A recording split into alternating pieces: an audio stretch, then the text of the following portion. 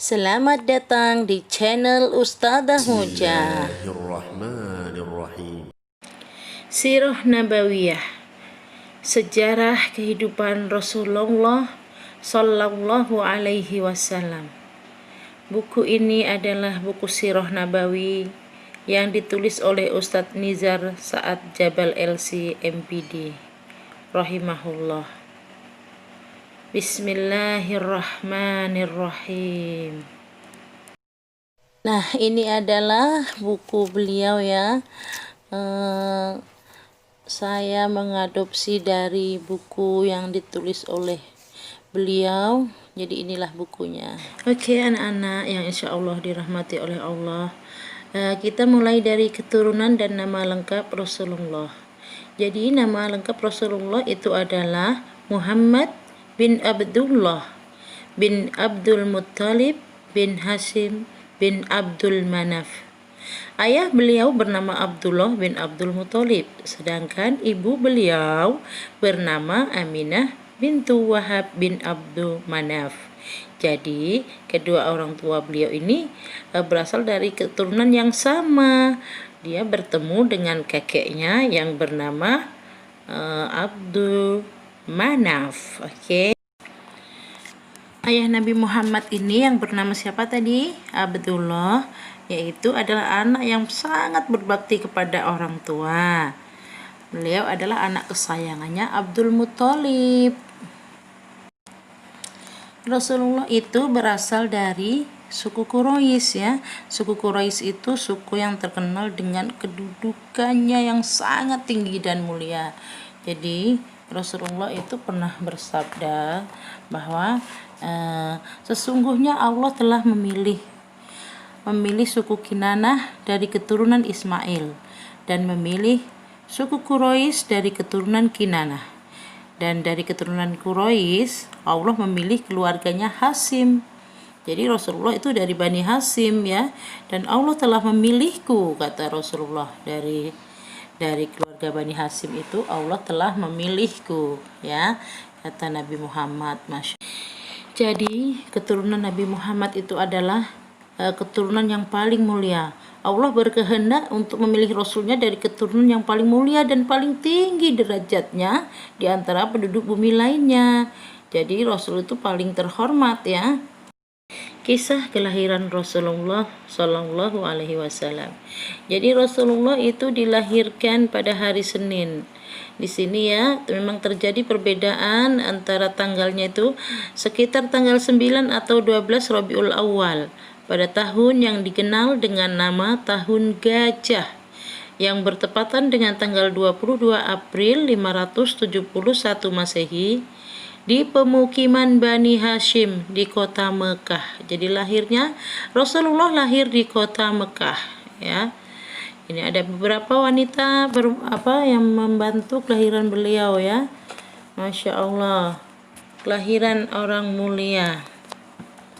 Nah, ketika kakek beliau Abdul Muttalib mendengar tentang berita kelahiran cucunya, Abdul Muttalib langsung bergegas menuju ke keluarga Hashim yang penuh dengan kebahagiaan itu ya. Kakeknya bersyukur dan mendoakannya, kemudian membawa beliau ke Ka'bah ya, dan memberinya nama dengan nama Muhammad yang berartinya adalah terpuji. Saat Nabi Muhammad dilahirkan, ayahnya sudah meninggal dunia ya. Jadi saat Nabi lahir, itu sudah tidak mempunyai ayah karena ayahnya sudah meninggal dunia. Ayahnya yang bernama Abdullah itu meninggal di Madinah saat usia beliau sekitar 25 tahun. Masa menyusui. Bangsa Arab itu memiliki tradisi tersendiri ya dalam menyusui anak-anaknya. Mereka memberikan upah kepada wanita-wanita. Ini mereka lakukan dengan tujuan untuk mendapatkan anak-anak mereka itu menjadi kuat fisiknya dan mampu berbahasa Arab dengan fasih ya, karena di pedesaan itu masih bahasa Arabnya masih asli dan fasih. Jadi wanita yang pertama kali menyusui Nabi Muhammad adalah ibunya sendiri, yaitu Aminah. Tapi hanya berlangsung sekitar 1 minggu ya. Nah setelah itu disusui dengan wanita lain ada juga. Nah setelah itu Nabi disusui oleh wanita dari Bani Sa'ad ya, yang tinggal di desa pedesaan pegunungan dan masih asli bahasanya di sana. Nah, wanita ini bernama Halimah. Jadi dikenal dengan nama Halimatus Sa'diyah ya. Jadi banyak keberkah yang diperoleh oleh Halimah setelah menyusui Rasulullah dan membawa pulang ke rumahnya. Banyak kejadian-kejadian yang aneh mereka rasakan, dari untanya yang penuh dengan susu, sekitar rumahnya tumbuh rumput-rumput dan pohon, banyak rezeki, hidup mereka jadi tidak kesusahan lagi. Itulah berkah yang diberikan oleh Allah kepada beliau, pada Halimah, karena telah mau menyusui Muhammad ya, yaitu dia kan anak yatim, banyak tuh yang nggak mau. Jadi setelah Halimatus Sa'diyah ini mau dan bawa pulang, maka penuh keberkahan. Nah, saat usia beliau mencapai sekitar 4 tahun, terjadilah peristiwa pembelahan dada Rasulullah ya, yang dilakukan oleh 2 orang malaikat yang menyamar sebagai manusia. Dada Nabi saat itu langsung dibelah dan kemudian diambil hatinya dan dicuci menggunakan air yang bersih ya, dengan bejana emas. Nah, ini terjadi saat mereka sedang berada di kebun ya. Saat itu tidak ada orang. Nah, datanglah 2 malaikat itu dan membersihkan dada Nabi supaya dada Nabi itu bersih dari bagian-bagian syaiton ya.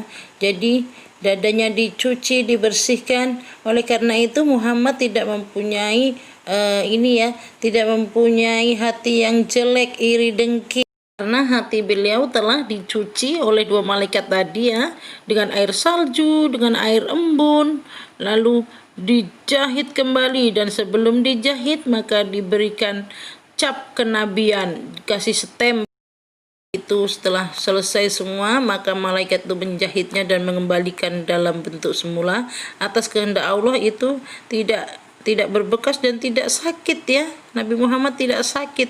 Nah, saat itu datang saudaranya dan melihat kejadian itu, makanya saudaranya langsung lapor kepada ibunya yang bernama Halimatus Sa'diyah tadi, dan Halimah pun menjadi ketakutan. Maka Rasul pun pergi, diantar kembali ke rumah ibunya di Mekah. Itu usia beliau sekitar berusia 5 tahun ya. Nah saat usianya 6 tahun beliau kan udah tinggal sama ibunya. Ibunya ini kangen dan mengajak Muhammad kecil untuk berziarah ke makam ayahnya. Makam ayahnya ada di Madinah. Maka Aminah ibunya memikirkan untuk tinggal di sana sekitar 1 bulan. Nah dalam perjalanan pulang dari berziarah ke makam ayahnya, maka ibunya Nabi Muhammad ini sakit keras, demam tinggi, dan akhirnya meninggal di kota Abwa ya. Setelah ibunya meninggal, maka Nabi Muhammad diasuh oleh kakeknya. Saat itu Nabi Muhammad masih berusia sekitar 6 tahun. Beliau diasuh oleh kakeknya yang bernama Abdul Muthalib. Usia beliau kurang dari 9 tahun, kakeknya akhirnya pun meninggal dunia. Sebelum meninggal, kakeknya yang bernama Abdul Muthalib itu pesan kepada pamannya agar menjaga Muhammad kecil dengan baik. Pamannya ini adalah seorang yang sangat amanah. Abu Thalib ini mengasuh Muhammad kecil dengan sangat baik dan sangat spesial ya. Karena Muhammad kecil ini mempunyai akhlak yang sangat mulia. Dia sudah terkenal dengan amanahnya, kejujurannya, ya, akhlaknya yang tinggi dan mulia. Thalib sangat mengistimewakan keponakannya ini. Dan mulailah beliau menuju ke Syam untuk melakukan perjalanan perdagangan. Nah, dari sinilah berawal kisah tanda-tanda kenabian itu mulai terlihat ya, mulai saat mereka tiba di Busra ya, ada seorang pendeta yang bernama Buhairo. Dengan Rasulullah dan Abu Thalib itu istirahat, maka pendeta ini menemui Rasulullah dan memegang tangan Muhammad kecilnya. Terus dia bilang, inilah pemimpin seluruh dunia. Allah mengutusnya untuk seluruh dunia, untuk seluruh manusia. Dia pun bertanya, dari mana Anda tahu? Maka pendeta itu menjawab, sungguhnya aku melihat pada saat kalian datang tadi, semua pohon dan batu-batu semua bersujud. Dan tidak mungkin batu dan pohon itu bersujud kecuali kepada seorang nabi.